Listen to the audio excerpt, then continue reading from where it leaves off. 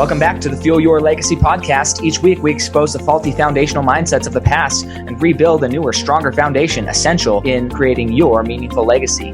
We've got a lot of work to do, so let's get started. As much as you like this podcast, I'm certain that you're going to love the book that I just released on Amazon, Fuel Your Legacy, The 9 Pillars to Build a Meaningful Legacy. I wrote this to share with you the experiences that I had while I was identifying my identity, how I began to create my meaningful legacy, and how you can create yours. You're going to find this book on Kindle, Amazon, and our website, samknickerbocker.com.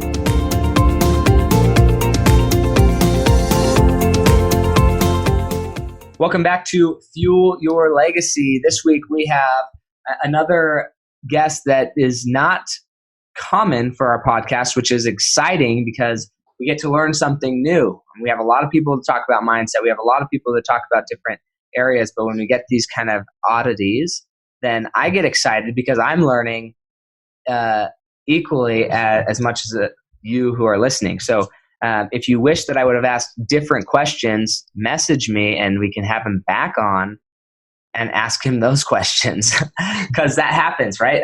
I have that happen all the time. I'm listening to a podcast and I think, man, I wish you would have asked this. This is the thing I wanted the answer to. Message the person who's running the podcast, i.e. myself or whoever podcast you're listening to, and say, I would have loved to get this answer from that person. And potentially you could just reach out to that person and ask them on social media, because most people are pretty accessible, which is awesome.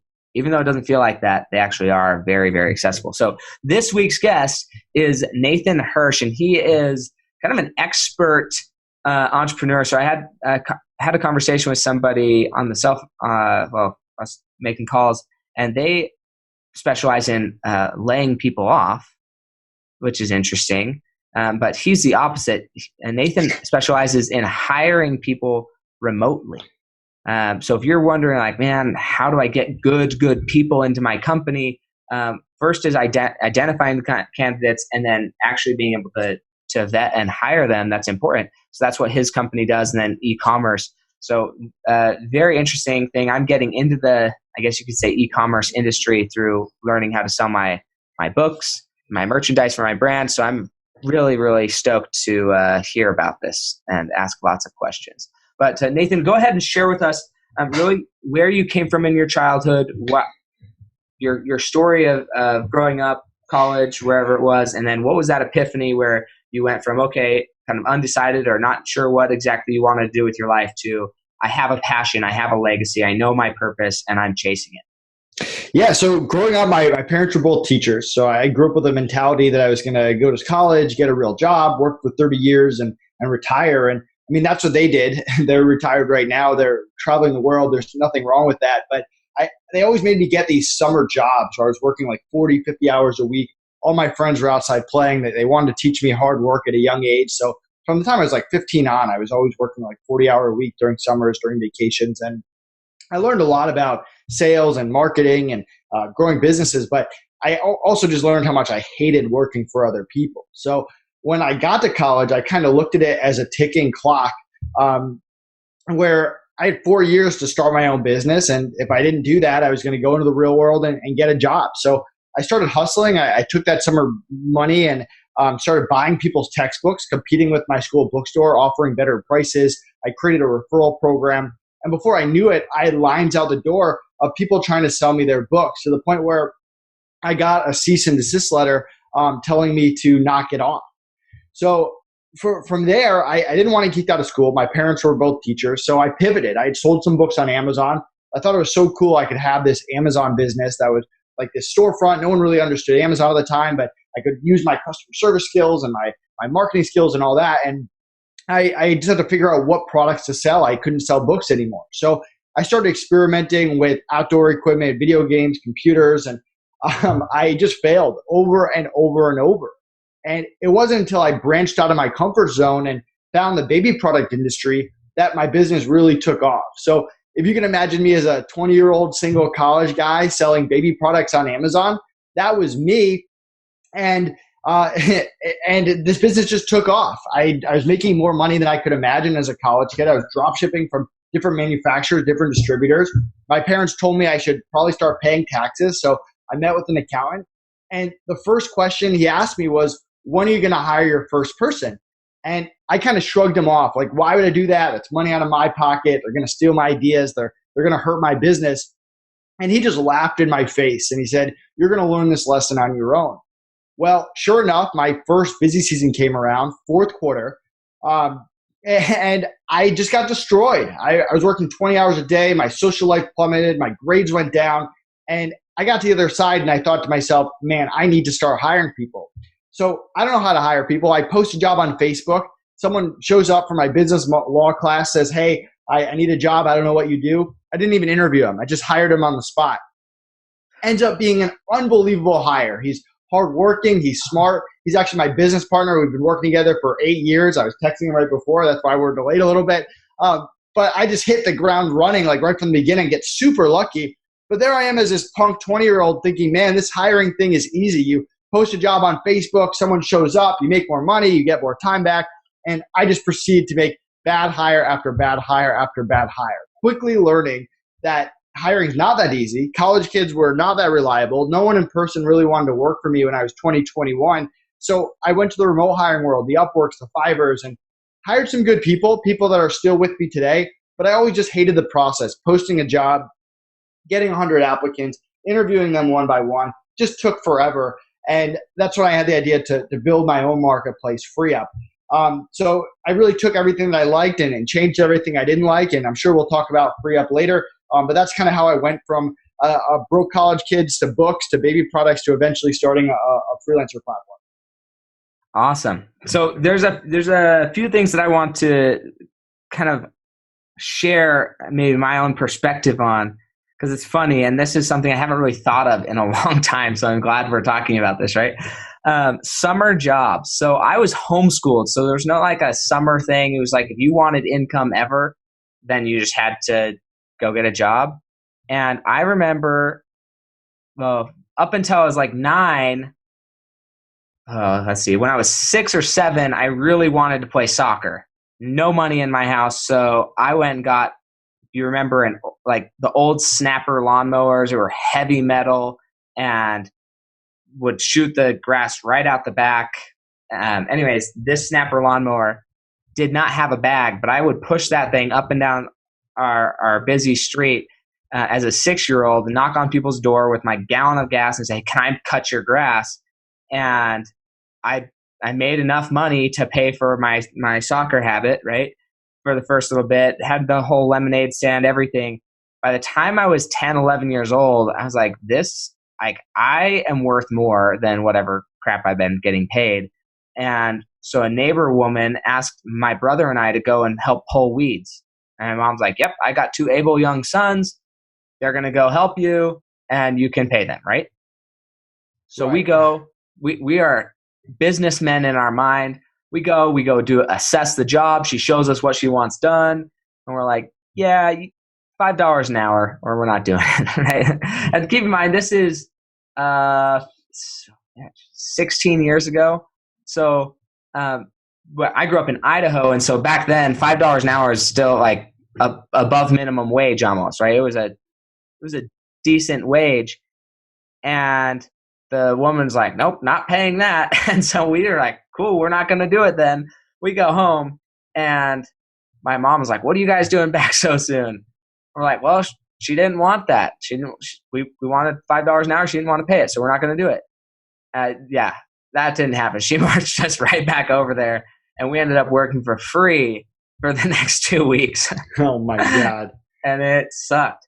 But it is important to do things on both sides. One, know your value, but 2, understand the value of money. And I think those summer jobs, those things where our parents kind of make us do things that we don't enjoy at a younger age, they can really, really shape who we become and how we end up operating in the world. So I love that idea of the summer jobs and hearing what people did for their summer jobs. The other thing that I think is interesting, because one of the focuses of this podcast, obviously, is to help you as a listener understand where your passion lies, what your identity is, and how you want to move forward. And for Nathan, it sounds like, and you can correct me if I'm wrong, but it wasn't as much of knowing what you wanted to do, as knowing what you absolutely didn't want to do? Yeah, that was part of it. Now there's another part that I didn't touch upon. So I went to school I grew up in East Longmeadow. My dad was a teacher at Longmeadow, and I got to go to the Longmeadow school system because my dad taught there, and it was a much better school system. Now in Longmeadow, everyone's parents were doctors, lawyers, dentists, business owners, and I wasn't broke by any means, but I had two parents that were teachers. We were middle class. So growing up, I was friends and I was around with people that had everything in my mind. And I feel like growing up in that experience, you always want more. Now, 10 years later, I kind of realized I don't really care about money. I dress like I dress. I don't go out and buy fancy cars. That's just not who I am. But as a kid, that kind of stuff resonates with you. So when you get to college and you want to pursue that entrepreneurship dream, yes, you don't want to work for other people, but there's that monetary component as well. You want to be able to surpass that ceiling cap than if you just go get a real job. Yeah, absolutely. And what I found, because I think this happens with a lot of people, and it also holds people back. A lot of people, they aren't ready to step out because they think, well, I don't know really what my passion is. I don't know what I want to do. And so instead of going out and just doing things, they sit there thinking about what they might want to do. And then sometimes they even decide on what they want to do. They go all into it for like 3 months and man, I hate this. This is terrible. And then they're back to square one and they start back thinking again, rather than, hey, look, I just know I don't want to do that. I've got a ticking time clock. I've got 4 years. I got to succeed somehow because I don't want to have to work for somebody. So what can I do? How can I make money? Just simply asking yourself that question, how can I make $100 today? How could I make $10 today? How could I do something that I can do again and again and again? It's never going to get old. Or as in, it's a need that's always going to be needed. Not necessarily that the repetitiveness is always going to be exciting to you. That's almost never the fact. But it's something that's always going to be needed. Just ask yourself that question. And it's amazing what people will come up with and the voids that you can fill in the marketplace to accomplish that. Definitely. I like to focus on low risk, high reward situations. I try a lot of different things that don't cost a lot of money. I'll sacrifice my time over money, especially at the beginning. And you never know what's going to work out. I mean, if you had asked me 10 years ago if I'd be selling baby products on Amazon, I wouldn't have believed you. But that's because I tried a lot of different things and none of the things cost me that much money. I mean, buying books aren't that expensive. Creating an Amazon account's like $40 a month. So I'm trying all these different things and you eventually come across stuff that works and you read the market and you make adjustments and you listen to feedback. And if you're constantly doing that and putting yourself out there, it can lead to a lot of really awesome opportunities. Yeah. Something that I've noticed is as I've kind of got into the space of just trying a lot of different things, for myself at least, one of the biggest fears was the fear of failure, the fear of getting that cease and desist letter, the fear of being shut down from regulation, the fear of getting sued because you're using somebody else's trademark or copyright, or like just because you're not even aware, right? For a long time, I would just, for my marketing stuff, I'd go download stuff off Google Images and throw it on my stuff. And it wasn't until I sat down and somebody's like, yeah, you can't just do that. I'm like, right. Why not? Because that stuff's probably copyrighted. And maybe when you're a small fish, nobody cares. But the moment you make any little bit of money, people care, So I'm like, oh, okay. So it's those little things. But for a long time, I didn't want to fail. I was so scared of failure, so scared of the repercussion that would hold me from going out and trying. And right. How did you get over that? Or was that ever even a concern or a thought? It's always, my business partner, Connor, is more like relaxed, like everything's going to be okay. I'm much more like paranoid, like every possible thing could go wrong in any different way, which I feel like has its pros and cons. One part of it makes me a very good entrepreneur because I'm always looking out for things before they happen.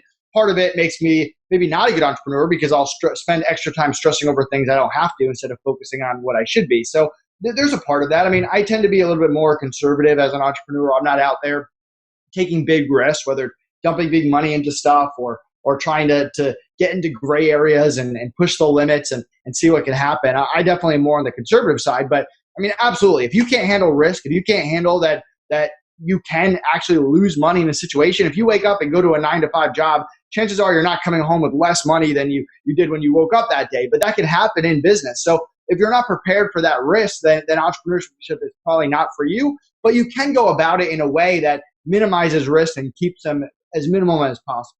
Yeah, I would say maybe entrepreneurship in the risky form is not. There's a lot of people who there's zero risk in their entrepreneurship or very, very low because they're already doing it.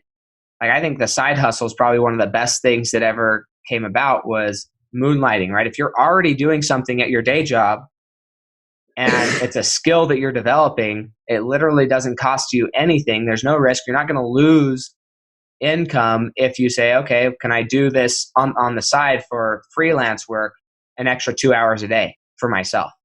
Right, exactly. And all of the benefits that come with that, from taxes to planning for your future, to savings, to confidence, everything comes with that still when you're even just moonlighting, and there's very little risk to adding time and just putting yourself out there.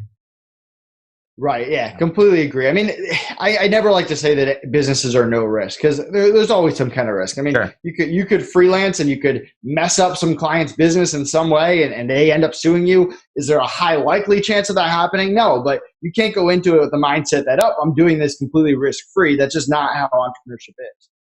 Yeah, agreed. And so I did a presentation last night for some investors, and it was the same thing. I was like, look, if anybody ever tells you there's zero risk in whatever you're going to be putting your money into, run as fast and as far away as you can. Everything has risk, but managing the risk is really what it's about. And people think, oh, I hate risk. No, maybe you don't like certain types of risk, and learning what risk you like and what you don't like is important. So with your parents being teachers, did they always kind of see you as this entrepreneur, or what did they see you becoming when you were in high school and entering college? Yeah, good question. I don't know. I mean, I was always one of those kids. Like I was good at school. I wasn't like the best in the class, but I was fine. I got A's and B's, but I always just really didn't like school. I mean, certain things I would like, but there was a lot of subjects that I just didn't care about. And if I don't care about something, I usually don't put a lot of effort into it. I usually spend most of my time focusing on stuff that I'm passionate about. So at a young age, there's a certain rebellious part of me. And I think that concerned my parents, being teachers, thinking that, hey, I was just going to joke around through school, joke around through college, and that was going to hurt me later in life. And I think that once I started the Amazon business, that they tend to be way more conservative than I am. They were kind of not pushing, but suggesting that I go out and get a real job and have more stability and health benefits and stuff like that. And I had a really good internship at the Firestone Corporation at their corporate office throughout college. And I ended up having a job offer from them and a few other places after college. And it was between, hey, do I continue being an entrepreneur or do I take the jobs? And I had a lot of phone calls. I was really stressed out that last week of college. I still didn't know what I was going to do. And I talked to my parents and I could tell they were really leaning into taking the job and maybe doing the Amazon thing on the side. And I talked to my aunt, who's an entrepreneur, and I remember spending an hour talking with her, just pacing around my lawn. And she essentially told me, like, if you're passionate about it, like, you got to do it. You got to go for it. And those other jobs aren't going anywhere. You can always go out and get a real job. So I ended up going that route. And I think a few years into it, I mean, now they 100% they've always supported me. Support's not the right word. They were going to support me no matter what I did. If I wanted to go become a gymnast or a firefighter, whatever it was. But I think they probably relaxed a little bit and realized that, yeah, like, entrepreneurship is what I was meant to do. And they realized that I probably wouldn't have been happy at a real job. Yeah, I know for me, my parents were always very supportive and encouraging of entrepreneurship. But when I got married, when I was dating my wife, her parents are very much like institutional, go get a job with good benefits and whatever. And I would say it's taken them a while to even get comfortable with where we're at. They're still not completely comfortable. They still think, hey, so what is it that you do? Like, they still haven't quite bought into what the complete idea of entrepreneurship. And what's interesting about that particular situation is my father, I guess my wife's grandpa, was an entrepreneur like his whole entire life. That's all he did. made his millions through entrepreneurship. And yet his son is like, go get a good job, nice salary, and just like safe, very, very safe. Right. And yeah, for me, it's just not for me. So it's been interesting watching them kind of adjust to the idea of I'm never going to have that, yet I have everything that they have, just not in the same manner. So tell me the story of who your biggest naysayers were when you started the Amazon, and how did you learn to silence them in your mind? So I tend to block myself away from naysayers pretty quick. I would think on the Amazon thing, trying to tell other people that you're selling baby products, where not only does that not make sense, but we're also just in a different time. Like right now, everyone really knows what e-commerce is, right? If you go and they're like, hey, let's talk about Amazon.com, like they probably shopped on Amazon.com. Back in 2008, yes, people knew about Amazon, but it was mostly as a bookstore, and no one really knew what like being an Amazon seller was. Like that term didn't really exist. So me trying to tell people I sold baby products on Amazon as a third-party seller, they thought I was crazy. They thought I was running a scam. I remember, and this is a funny story. I really liked this girl that was in one of my classes, and for one class, like I sat in front of her and I was like listing baby products on Amazon, and she was just like looking over her shoulder, seeing what I was doing, and I don't think I ever talked to that girl again. She probably thought I was some weird creep doing it for whatever reason. So, I mean, trying to just explain to people what you were doing was tough. I don't think I ever had anyone that was like, "You're a failure. You're gonna fail." Like, I mean, those are just not the type of people I surround myself with. And even the people that thought I was weird probably just didn't say it to my face. So I got lucky there. But I mean, there's been times more on like the free up side where I've gotten like bashed in a Facebook group or something. But I mean, there's always going to be people that either don't understand you or put you down or want you to fail or have their own issues going on. And my advice is to just block those people and get them out of your network, out of your community, and move on with life.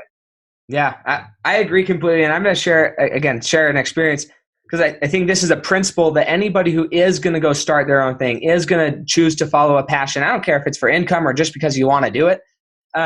There's a weird thing about human nature. People don't like to know that they're being offensive.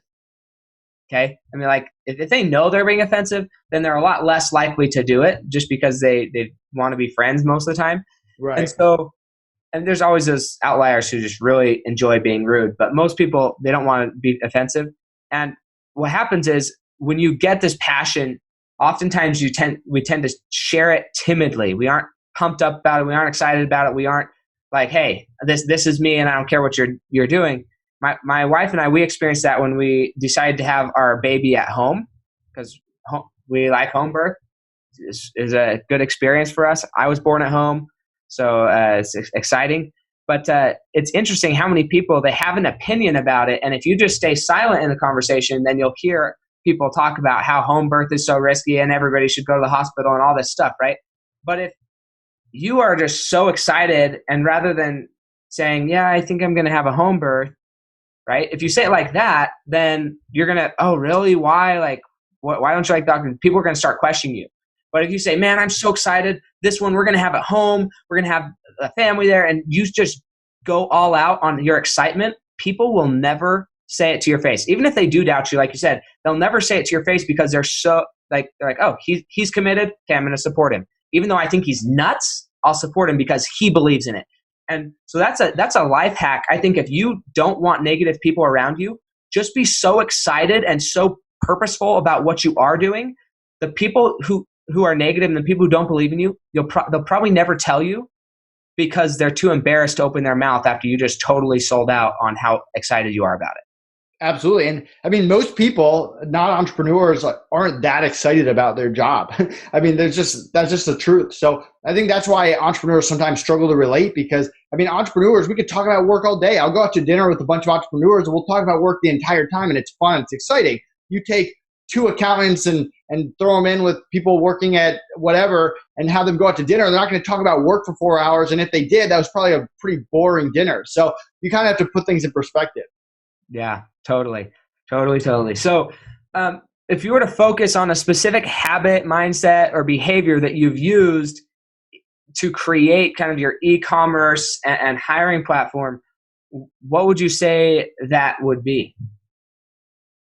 Sorry, one what? Yeah, a habit, a mindset, or behavior. So whatever you feel is like the one thing that's created your legacy the most. Yeah, so for me, it's about finding out when I'm most productive and maximizing that time. I tend to be most productive from 6 a.m. to 9 a.m. Other people might be in the middle of the night or in the afternoon. But whatever that time is, I make sure that that's the time that I'm working, that I'm getting the most done. 6 to 9 a.m., no one's bothering me. I'm working on projects. I'm getting organized for my day. I'm brainstorming. Whatever the most important thing for the day is, that's the time I'm doing it. And I think a lot of entrepreneurs, they think they have to work 9 to 5, or they're working 60 hours a week, but they're not focused on when am I most productive and how am I maximizing that time every single day. And I think that's been a big habit that has helped me just get a lot done. My businesses move fast, they grow fast, we change things quickly because every single day I'm maximizing my most productive time. So I've heard a lot of entrepreneurs say that, and even just business people. How do you identify when you're most productive? It took years. I mean, I went to college. I slept in. I mean, after college, I didn't just go from sleeping in at college to waking up at 6 a.m. That's not how it worked. I mean, it took me years to realize that, hey, yeah, if I start working on a project at 4 o'clock in the afternoon, that project comes out terrible. And same thing on weekends and nights. I mean, I think I always knew I wasn't like a crazy night person. Like I did it to party in college, but that's not my natural environment. So I think it's a little bit of self-reflecting and knowing yourself. And sometimes it takes a lot of time to figure that out, and a lot of working at different times to establish when you're most productive and when you get the best work done. That's interesting. I've struggled finding out when I'm most productive. So it's a question I like to ask people. I'm like, I don't know how to determine when I'm most successful yet, but I'm still working on that one. So hopefully I can figure that out before I die. Question about the freed up platform. How does that differ from like ZipRecruiter or some of these other platforms that kind of offer a very similar service? What made yours special? Why did you choose to create your own rather than maybe ask to adapt the services that were already there? Yeah, so we're a marketplace for pre-vetted virtual assistants, freelancers, and agencies. We get thousands of applicants every week from all over the world, 5 to 100 plus per hour, US, non-US, fixed prices too. We vet them, top 1% based on skill, attitude, and communication get on our platform. 1 out of every 100. So we're very picky on who we let in. Once they're in, clients don't have to browse. They simply put in a request telling us what they need, and we fill it based on our pre-vetted network. From there, clients can meet with them, interview them, they can hire them, negotiate rate, agree to fixed prices. If they don't like them, they can always request more options or pass and give us feedback, and we'll get them someone else. So it's a very quick and efficient process in the middle. And on the back end, we have 24/7 support in case you have even the smallest issue, all about customer service and a no turnover guarantee. If someone quits for any reason, we cover replacement costs and get them a new person right away. So that's what we're about: the pre-vetting, the speed, the customer service, and the protection. And yeah, I mean, those are really the 4 ways that we're different. And is it so I've worked with Fiverr, I've worked with Upwork. I haven't ever used ZipRecruiter, and I haven't ever used a virtual assistant. What is that? I guess one of the reasons I haven't is because I'm worried that I don't know how to effectively communicate what I need my virtual assistant to do. So how do you help somebody kind of enter that? Let's say they want to use your service and they want their time freed up, but they don't really know how to even like help somebody help them. Yeah, so we have a Facebook group called Outsourcing Masters where we spend a lot of time teaching people what to do with the talented freelancers, virtual assistants, and agencies, because we can get you talented people, but like you said, if you don't know what to do after the fact, it doesn't do you much good. And a lot of it comes down to setting expectations in a project, what you want done, how you communicate. Part of it comes down to figuring out, hey, do I need a follower? Do I need a doer? Or do I need an expert? So followers, $5 to $10 an hour, non-US, they're there to follow your systems, your processes. You should only hire them if you're stuck in the day-to-day operations, you know how to do the day-to-day operations, and you can hire them to free up your hours and get them to do those tasks repetitively. Then you got the doers. We all have different projects that come up when you're an entrepreneur, whether it's writing a blog article or a website or a logo. These are graphic designers, bookkeepers, writers, specialists. You're not going to hire a graphic designer and teach them how to be a graphic designer. They're doers, and they're not consulting with you either. And then you got the experts, the high-level freelancers, the consultants, the agencies that are bringing their own system, their own process to the table. And they're there to execute high-level game plans to really help your business in something that you're not good at. And you could spend the next 6 months learning Facebook ads, but that's probably not a good use of your time. You can't do that with every single part of your business. So at some point, you need to hire experts to hit the ground running right from the beginning. So that's usually the good starting point, is figuring out, hey, do I have systems and processes and I need someone to do them besides me? Do I have projects building up that are outside of my core competency that I need to get done? Or am I taking on something new that's a big part of my business that I don't have the time to master, and I can hire an expert right from the beginning? And if you focus on those, hiring each one is a little bit different. For a follower, you're going to create SOPs and instructions and an onboarding process. For the doers, you're going to become better at defining a scope and due dates and what constitutes success and failure. And for experts, you're going to come up with a game plan and tweak that game plan until it's good, and get better at executing that game plan as a collaboration with that expert. So it kind of depends who you're trying to work with. So and I don't know how you navigate this. I assume most people on your platform, they're speaking English, or at least communicating in English. Yeah, if they don't speak English at a high level, they don't get a foot into our interview process. Okay. Yeah, because I'm working with somebody on Fiverr right now, and that's not to throw the guy under the bus. He's doing great work, but I feel like I have unable to communicate my needs to him. And it's like the more vague I am, the more I get what I want. But then when I want to be like more specific, then it just like, I don't get what I want. I'm like, crap, I don't know how to like tell you what I want, because the more specific I get, the less of what I want I get. So it's just that's it, and that's happened to me a few times on Fiverr. And it's not, I don't think it's at all the people that I like. I just see it's a typical thing that could happen in the nature of the process. And so that's where I wonder, like, how have you mastered that communication channel?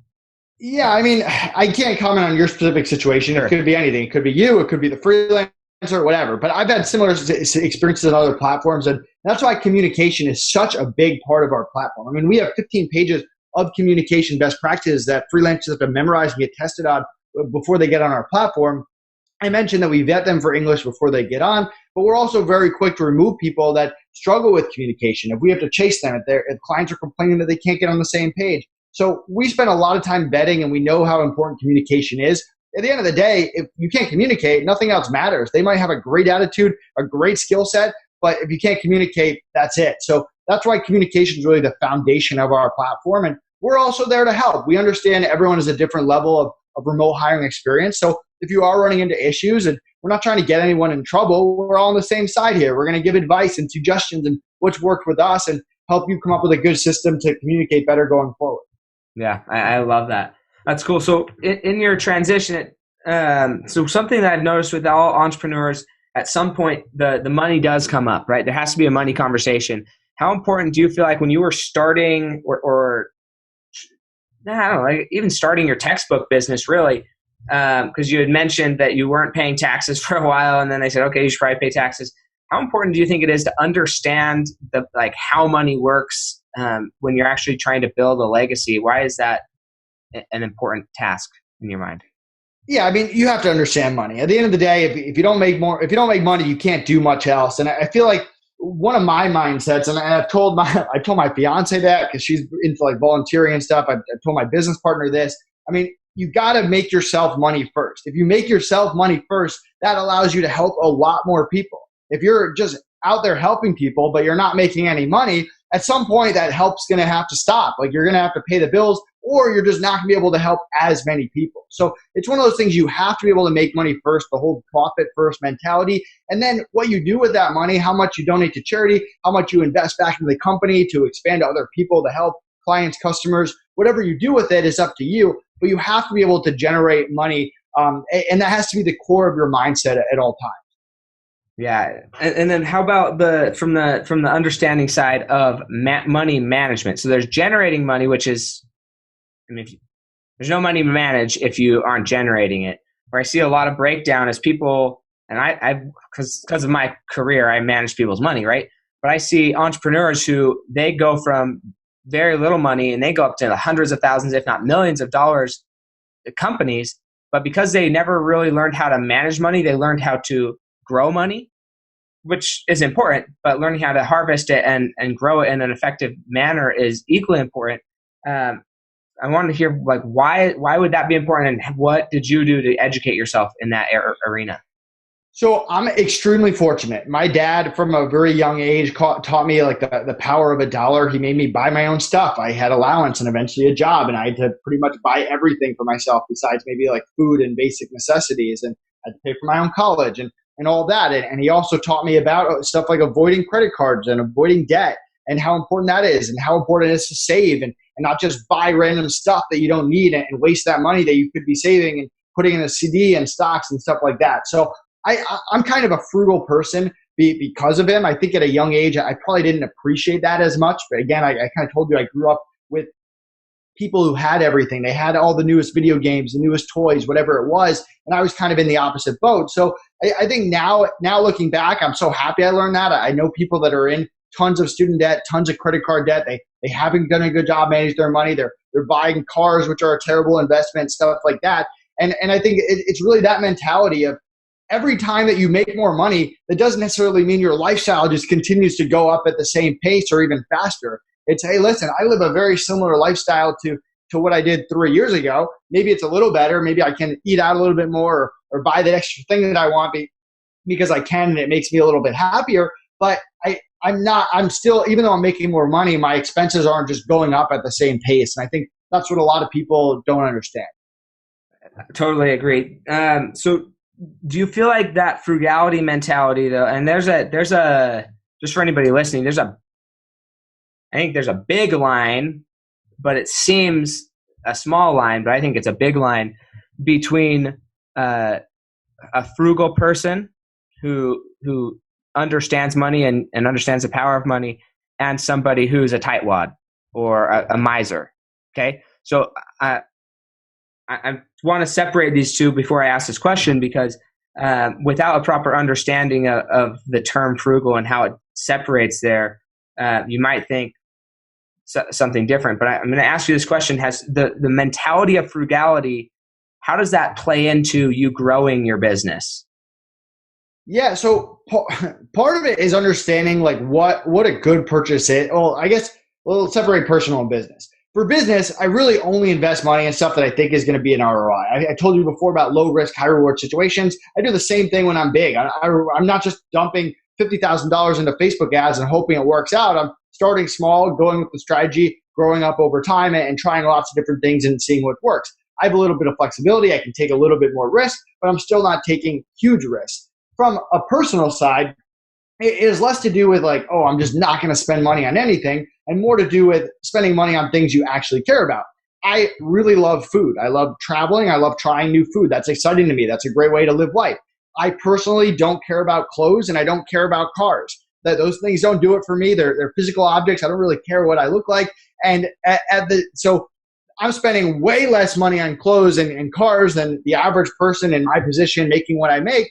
But I probably spend a little bit more money on food because that's a passion of mine. So it doesn't mean that you just are frugal and you just never spend any money and you eat peanut butter and jelly sandwiches every day. Although if you don't care about food, I guess you could do that and you could buy more clothes. But the point is to focus on the things that make you happy and not just spending to spend. I completely agree. In fact, one of the taglines of my other brand, the Samuel Knickerbocker brand, is identify your identity, right? And it comes down to values.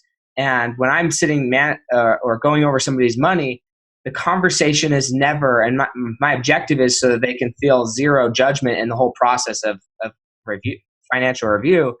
But it's not about where you're spending your money. I don't care where you're spending your money. I care about, do you value where you're spending your money, or are you spending money out of habits or sedation because you don't know, like, because you just aren't aware.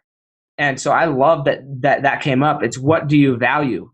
I have a friend who he really values Formula One race cars, and he buys race cars, and he has a lot of them. In my mind, 5 or 6, 7, and he has a lot of money in cars, and that's something he values. For me, I would not put it there. I don't really value food. I would spend it on travel, right? Yeah. Or business development, because I really love the game of business, and I view that as a game, not it's just a game. I view business as a game, and I love the game. But it is interesting because when you're getting married, because this definitely goes into marriage. If you aren't aware of what your potential spouse values when it comes to money, and you get married, and there's a misalignment of value of where money's going, that's a recipe for disaster, and it could kill your business. Could kill your. I mean, even if you're just working for another company as an employee, it could destroy you financially. Not understanding, I need to make purchases based on my value system, and you're going to be happier if you're in business. I mean, even as business partners, business partnership and marriage is basically the same contract. You've got to know that you're making those purchases based on your values, your value system. Right. I mean, a perfect example is I don't have cable, and it's not because I can't afford cable. Most people have cable, but it's because I realized I just wasn't watching that much cable. I watch TV, but it's network, Netflix, it's Hulu. I have a Sling Box, which is great. It's hooked up to my parents' house, so they're retired and they travel. They don't really use cable. So it kind of works out both ways. And I think the average person can go through their lifestyle and say, hey, I'm paying this every month. I'm paying this every month, and realize, okay, I probably don't need this. I'm probably not maximizing this, and really cut back on those expenses. And if you go through it and you can't cut back on stuff, that's fine too. But I've kind of found that it's not like I'm hiding in a corner like, oh, I got to save that extra $100 a month. It's just like, I don't get $100 of value out of it a month. It's not something that I really need. Yep, I agree. I love that. So let's say we wanted to learn more about how to start our own e-commerce business. Is that something you do? Do you offer coaching or some level of training on how somebody might start their own e-commerce business, or is it just that's what you do? Nope, I do not offer any training or coaching. We have a lot of free content all about hiring and using virtual assistants, freelancers, and agencies. We're also happy to hop on a phone call free of charge to help, although I tend to not consult. I'm more there to answer questions and just tell you how I've done things and how my clients have done things in the past. We do work with a lot of partners in the e-commerce and the marketing space. So if you join the Free Up newsletter or the Facebook group, we'll direct you to partners that we really trust. We want to take really good care of their community, just like we expect them to take really good care of our community. And those are the people that we kind of push you towards. Awesome. I love that. And just some people aren't aware of that. This is the best way to get an expert's advice. Come to the expert with a plan where you can ask pointed, specific questions of direction where they can say, yes, this direction or that direction, not, hey, what should I do? Who should I call? Like, that's way too broad of an example. You need to come with very specific things. Okay, I've got up to this point. What would you, given this goal, this is the objective, how would you proceed most likely in this situation? And that's going to help Nathan or any other professional or expert better assist you, because now they can answer a quick question and move on and still add a lot of value. Yeah, no, completely agree. And I mean, buying courses and stuff is great, but there's so much free content out there, and there's so much you can do with that free content. So I would encourage you to join a lot of groups, follow people. A lot of people are giving out great content for free that later have courses, and you can decide who you like and who you don't like. I wouldn't just go from zero to buying the most expensive course. Yeah, I 100% agree with that. Make sure you're in alignment and you like the communication pattern of the person teaching the course. So how, if we wanted to get a hold of you, where's the best place to get a hold of you? Where are you most active? And if we wanted to reach out to you on social media or LinkedIn or maybe on more podcasts, where's the best place to get more of you? Yeah, join my Facebook group, Outsourcing Masters. You can find my podcast, Outsourcing and Scaling Show. You can also, at the top of the Free Up website, Free Up with 3 E's is my calendars, my team's calendars. You can chat with one of my VAs, which is kind of cool. Ask them questions about being a VA, and you can understand that. And then I'm on all social media channels. If you want to follow me on Facebook, LinkedIn, connect with me on Instagram, Real Nate Hirsch. I'm pretty easy to contact. Awesome. Love it. So this is a section of my show that gets me the second most excited. Most excited I say for last, but this is I love this part. It's called Legacy on Rapid Fire. So I'm going to ask you 5 questions, looking for 1 word to 1 sentence answers. The only caveat is you have to definitely clarify the answer to the first question. All right. Okay. So the first question goes as this: what is holding you back from reaching the next level of your legacy today?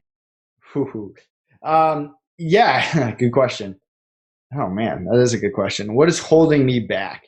I think I have a certain lifestyle in terms of like running a remote business and a certain way that I've had an office before and I didn't really enjoy that. And I want to go back to remote and I kind of practice what I preach. I only hire people from my own platform. I really don't work with consultants or coaches or anything along that line. So I have no idea if that's holding me back. I think at some point I might hit a limit there in what that lifestyle can provide, but it's tough. I don't have one thing that I'm like, oh, if I just woke up and I changed this, that I would double my business. I don't think it's that. I think that, yeah, if I did certain things, if I opened up an office and I hired full-time people, could we expand faster? Maybe, but I probably wouldn't be as happy with the business.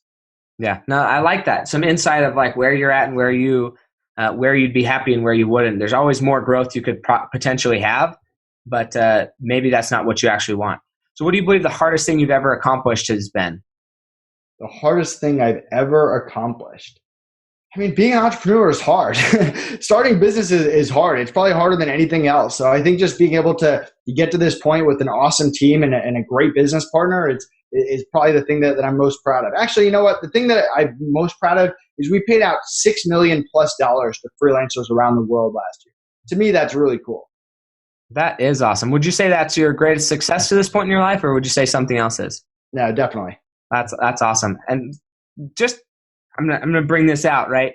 People who have money, the thing that they're most excited about once they like are able to provide for themselves is how can we help more people provide for themselves? That's what keeps if you want to say the rich keep getting richer, it's because they are so focused on how do we get more people wealthy. And I really believe that. I think most people want to see the average of the world increase in lifestyle across the board. And that's why they do what they do. It doesn't always appear that way. I understand that, but I really believe that's in the sincerity of their heart. That's what they're striving for. And everybody goes about it a different way. And you may agree with them or not, but I think that is what they're striving for. Out of all the people I've talked to, I think that is one thing that's consistent. So what's one secret that you believe has contributed most to your success? I've gone through a lot of adversity from a personal standpoint. I think I've had like 15 surgeries. I've torn different things. I have like a bone spur condition where I keep having to get bone spurs like shaved off. And it's one of those things that kind of hit you out of nowhere. And it's like a 1 to 6 month recovery. And I feel like if you can go through that kind of stuff on a personal level, you can handle a lot on a business level. Yeah, agreed. So what are a few books that you would recommend to the Fuel Your Legacy audience? Yeah, I definitely recommend the Amazon book, the Zappos book, Pursuing Happiness. No, that's not it. It's, oh man, now I'm blanking on that. The Simon Sinek book, Start With Why, is a great one. Anything by Russell Brunson is great. Yeah, those are the books I recommend. Awesome. So this is my favorite part of the show, and which is why I save it for last, because we get to pretend that you're dead. Just exciting, right? No. So we're going to pretend that you've died and you have the unique opportunity to come back and view your great grandchildren sitting around a table discussing your legacy. So this is 6 generations from now. If you think 6 generations back, this is pre-World War I, almost pre-industrial revolution, right? Like a while back. 6 generations from now, if you were to view that conversation, what do you want your 6th generation grandchildren to be saying about you and about your legacy?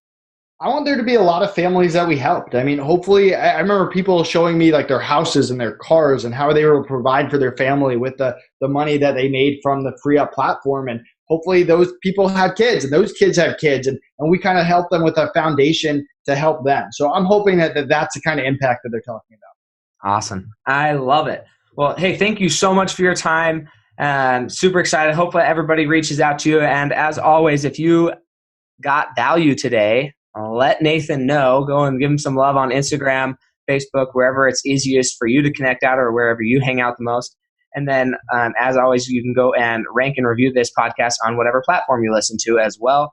That way more people get to hear great information like what you heard today. So thanks a bunch, and we'll catch you guys next time on Fuel Your Legacy.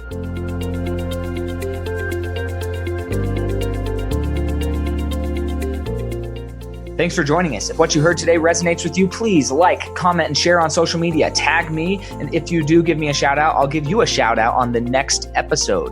Thanks to all of those who've left a review. It helps spread the message of what it takes to build a legacy that lasts. And we'll catch you next time on Fuel Your Legacy.